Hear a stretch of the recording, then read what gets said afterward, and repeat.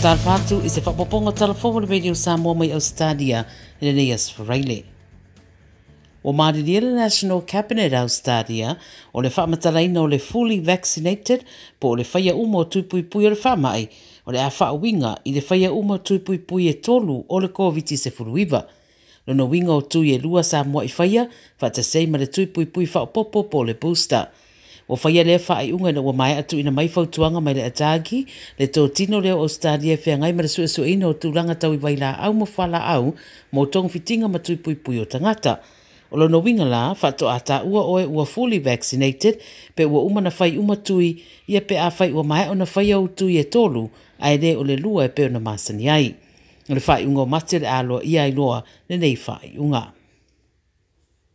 I li pote le COVID-19 i le so mai Ausetalia ua whaamawina le stete o Victoria i le so tangata maririwa to se furu tolu mai le whaamai ma le valua wherima se laurua se furu tasi o isi ua fia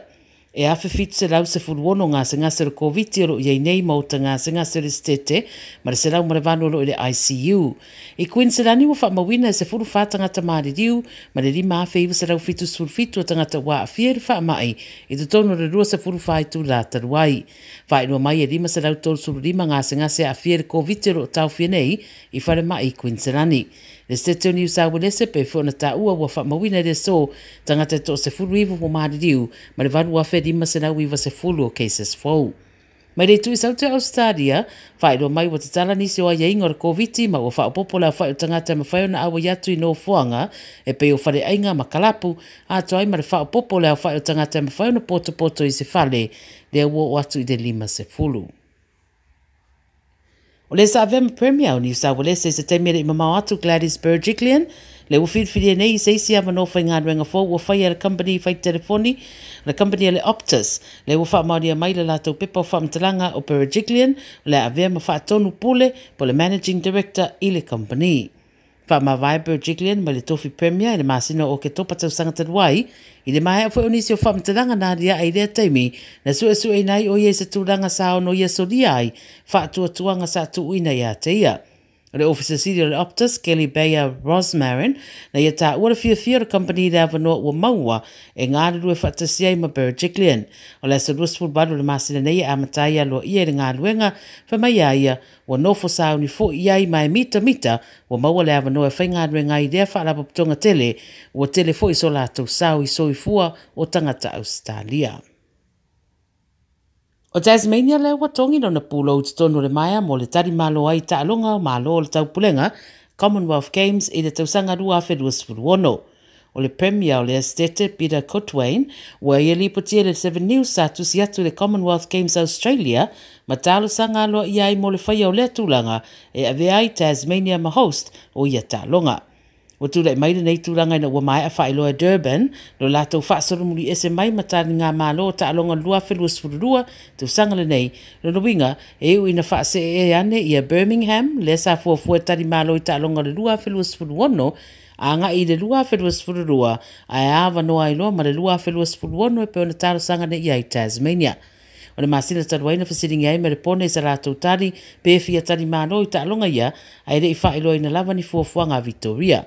Pa mai Tasmania, o lātou o sauni a tari mālo na o lātou, pe tari mālo fo i whaatasi masaisi stete i a tā longa. Pe tai whai mai rei tua le leipa i Tasmania, pe ona whaero fo i lea ripoti, e le ai masa tūranga ngā wā o Tasmania o iai e kiriwai le ai tu ai ngā au nanga. O le tausanga muri na tari mālo ai Ausetalia i tā longa i a mālo le tau purenga o le lua awhisa furuwalu i le Gold Coast. Tara mulimuli, ua maliu se tasi o halo Samoa sa tau le lakapiriki i New Zealand, tau sanga o tuana i Ausen Filipina, pe ona lipotia le News Hub e le vaes nei. Masina taruai sa lipotia atu ai fo i Tala Fou le tūranga na iai Filipina le sa tau fia, i le vaenga tingai no le wharemai Westmead o na o ngase. O le aso le nafiu wha mauria mai ai ua maliu, o Ausen sa whaeroa foi, ma whaengoa foi o The Big O, mai siria ma le se lau ta alonga na ta alo ai le NRL, e mai se lava mo Balmain Tigers, whapea foi mai si kalapu. Ta ue le ripoti sa avea foi masui o Samoa au le iritaia mai le ta alonga, i le awhiu se lau iwa se fulu. O le vai tau mata ina na amata wha mautu ai le sua fosialo leo Samoa le ta alonga